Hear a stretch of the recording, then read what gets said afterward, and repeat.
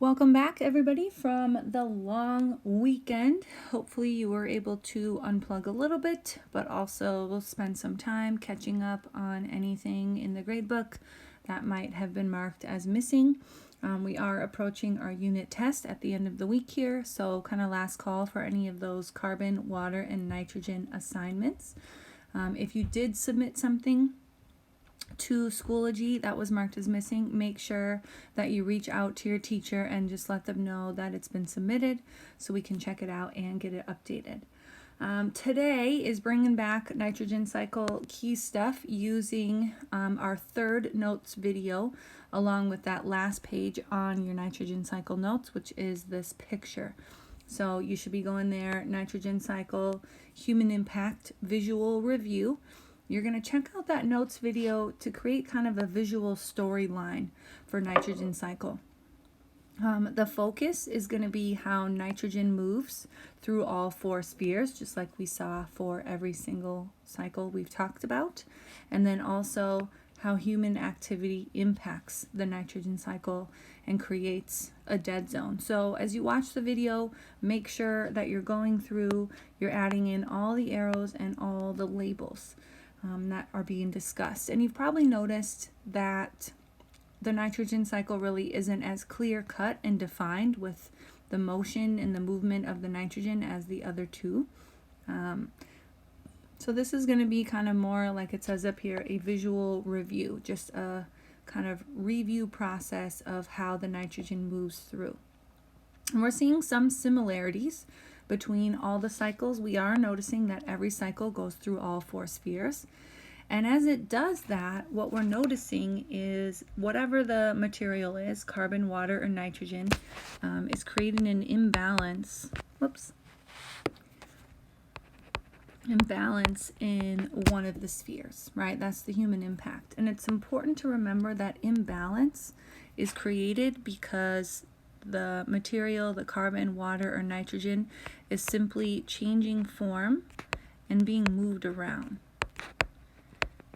It's not because there's more, right? And we talked about this at the beginning of our unit when we were still together, that the Earth is a closed system.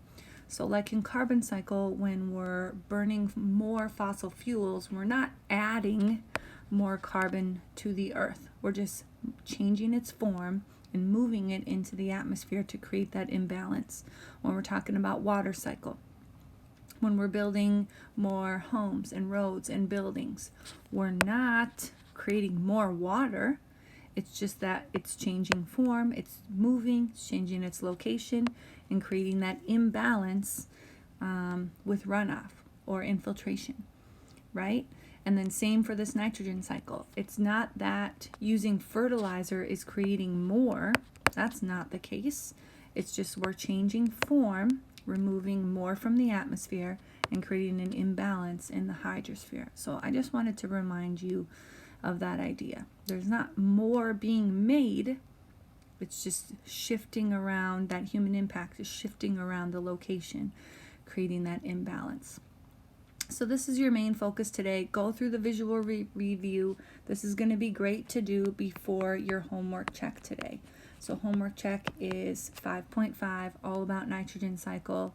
It'll be perfect to do this review, pop into your nitrogen cycle homework check, and get that done. Making sure as you're working today that everything is set to go on your learning targets. We've got 2 for nitrogen cycle. One just about the basics, so again a little different here, not specific process questions or definitions, but just general ideas about how carbon moves around, or nitrogen moves around to the spheres in the nitrogen cycle. And then down here, human activity, how does that impact the nitrogen cycle? So as you're finishing this up, make sure that you are going in and highlighting those keywords in your summaries so they're showing up. Not every single one has keywords to use, but make sure you're being clear. And again, on your pictures, make sure you have arrows there that are labeled like this, right? I've seen a lot of people on our homework checks, their arrow looks like that.